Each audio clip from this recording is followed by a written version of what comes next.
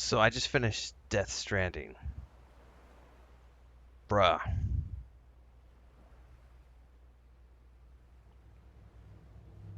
What a trip. And then before I sat down to record this video, I went and watched the trailer for Death Stranding 2. The pre-order trailer that's like 10 minutes long, which I had watched. That's the trailer I watched, which made me go, "Oh, I need to go play the first game." This trailer for the second game looks amazing. I don't know what's going on. I need to go play the first game. Just finished it like 10 minutes ago. Immediately came off of finishing that stream to go watch that trailer, and now I'm just sitting here going, bruh.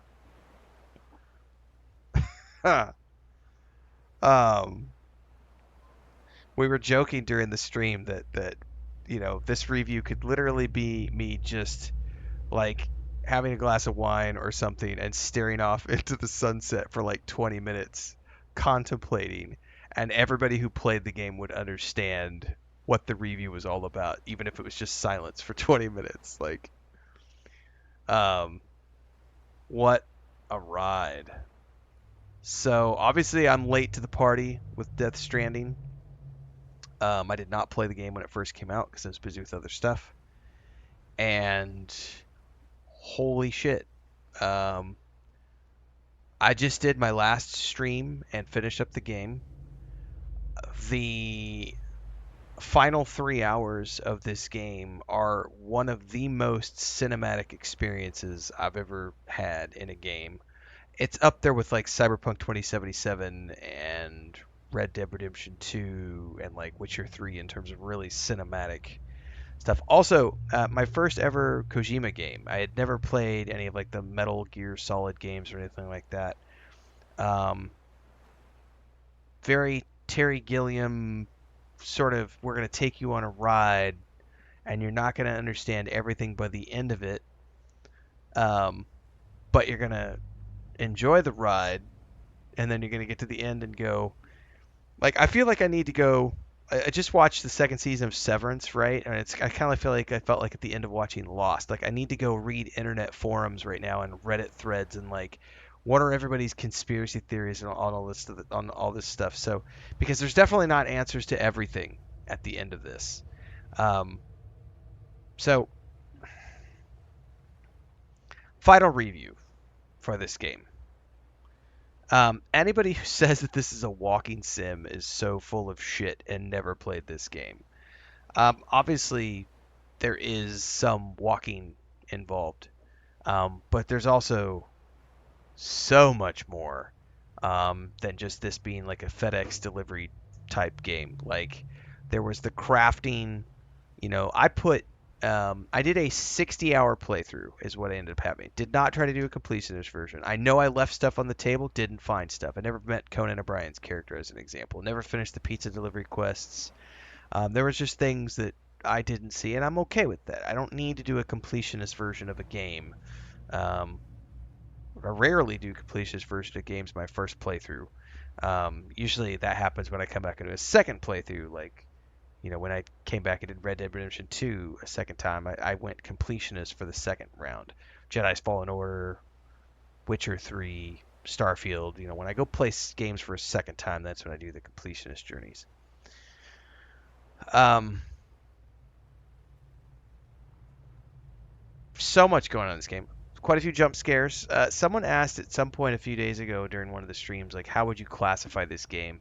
And I think Dribrom had said during the stream, one of our community members had said, like sci-fi horror.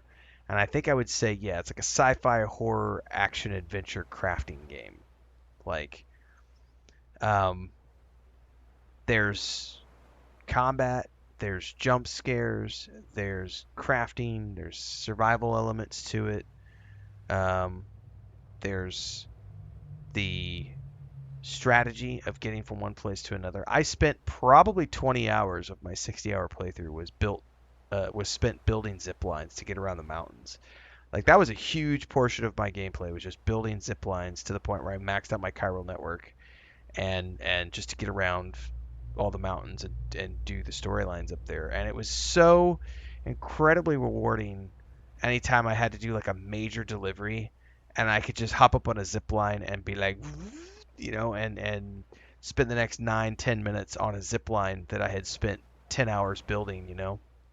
Um, I it you know it's hard for me to really find any flaws in this game. There were definitely moments when it kind of like felt a little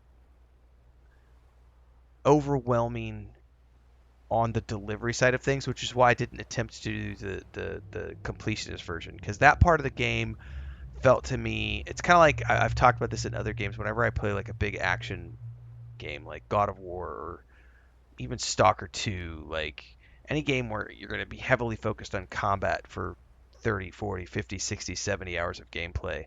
After about 20, 30 hours, same thing with like Assassin's Creed because we're doing AC Shadows right now, Call of Duty. After 20 hours or so of gameplay, the combat part will get a little bit repetitive.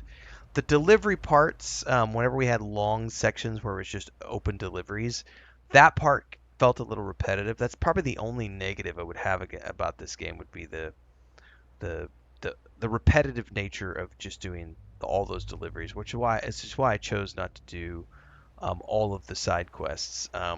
But that's a personal thing. I know some people really love it, which is why there are people out there who have done like 115-hour completionist versions of this game, which is double what I got. The music in this game, it was tricky to stream because I'd say about half maybe not half, maybe like 40% of my streams got flagged by YouTube for the audio. Most of it did not, but some of it did. And thankfully, the AI tools are pretty good at scrubbing the audio out these days, so that I could, keep my monetization on those videos. But the soundtrack was absolutely amazing, and I know they already have a kick-ass song in the trailer for the second game, so we know that we're going to get a very badass soundtrack in the next game. But the story beats here, honestly, like especially like I said, the last 3 hours of this game where we're finally getting answers to like all of these questions that I was 55 plus hours of leading up to. Quick commercial break, everyone, to celebrate and give thanks to all of these amazing people who keep me on the air full time. Really appreciate the support. All you got to do is join as a member. You get access to private videos. You can also do super thanks on any upload or super chats and stickers on any live stream or premiere you see. And beyond that, don't forget we're multi-streaming over on Twitch now, so you can support over there as well. Thanks so much to everybody. Let's get back to the video at hand. That was extremely rewarding to get all those cutscenes with all of these characters that we had come to, see and know partially throughout Sam's journey. Especially, and this will be spoiler territory for those of you who haven't played the game, but we're so late in the game, I don't think that I really need to worry about it. But finding out that, which this is the one I did make a bunch of predictions at the beginning, and I'd say about half of my predictions came true, and the other half I was way off on. But one of the predictions I was true on was that BB was Sam. I made that prediction pretty early on. I was like, I'm pretty sure this is me. I'm just having like flashback memories. You want to come over here and say hi, buddy, as we're doing our final review? Come here. You're a big boy. Yeah, you're a big kitty cat. Come here. Yeah, I don't want you to step on the keyboard, buddy. Um, so getting the final storylines. You want to go out with mommy? What are you doing? What are you doing, Smeagol? You're a big boy. You ready to go out and get some food? Yeah, you hear your mommy. Um, Amazing game. Overwhelming in terms of just sheer mind-bending stuff. I definitely don't feel like I came away with all the answers. Like I said, only about half of my predictions were true. The other half was not. Um, there's a part of me that I love what we were talking about at the beginning of the video. Of just there's a part of me that now just wants to go sit out on the back porch with a glass of wine and just stare off into the sunset and contemplate what just happened and try to wrap my head around it. Especially watching the trailer for the second game and sort of going, oh, now I know so much more having played the first game, like knowing that Lou is his, that's the replacement for his daughter, and what the journey that he went through with her in the BB in the with her in the container for the baby, like her being a bridge baby for him and that connection that they've shared and him raising her as his daughter. What is this going to be like in a post Timefall world? Seeing Higgs again in the trailer, knowing that we took care of Higgs, I thought, and like, oh, there's so much more. I just can't wait. And we've got new vehicles I could see in the second game.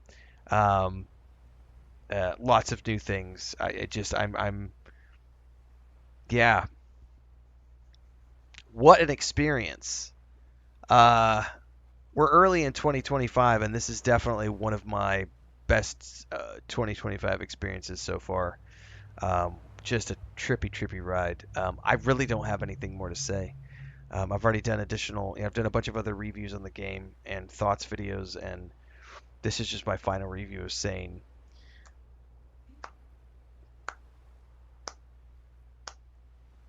job well done. My mind is thoroughly thrown for a loop, and I cannot wait for the second one. And now I have to go back and start looking at some of Kojima's past games and saying, do I have time to fit something else in there? Like someone was like, you should try Metal Gear Solid 5. I think it was the last one or something. I was like, finding time is the key, but I might have to now. But I can't wait for Death Stranding 2, and we are absolutely going to be doing the deluxe edition with the Head Start access and everything. So make sure you stay tuned for that. But in the meantime, we've got a lot of other games to play, so hopefully we'll follow you along. Immediately following this, we're still wrapping up Assassin's Creed Shadows, but I've got with my PS Plus subscription, RoboCop Rogue City is going to be the next game that we're playing in the afternoons.